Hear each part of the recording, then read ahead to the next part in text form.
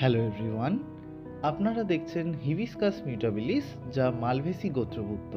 একে স্থলপদ্ম, চেঞ্জেবল রোজ বা কটন রোজ নামেও ডাকা হয়। মিউটাবিলিস শব্দের অর্থ পরিবর্তনযোগ্য, যা এই গাছের ফুলের রং বদলানোর ঘটনাকে বোঝায়। ফুল ফোটার সময় সাদা রঙের থাকে, কিন্তু বেলা বাড়ার সাথে সাথে এর রং গাঢ় গোলাপি হতে থাকে। এর জন্যে সময়ের সাথে সাথে ক্রমবর্ধমান অ্যান্থোসায়ানিন রঞ্জক দায়ী।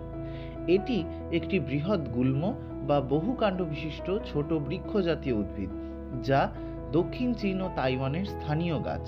এটি থোকা ফুল 10 থেকে 15 সেন্টিমিটার ব্যাসযুক্ত, কিন্তু এক পাপড়ির প্রজাতিও দেখতে পাওয়া যায়।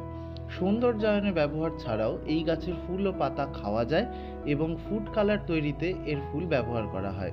চীনে বিভিন্ন রোগ নিরাময়ে এই গাছ ওষুধ হিসেবে প্রয়োগ করা হয়।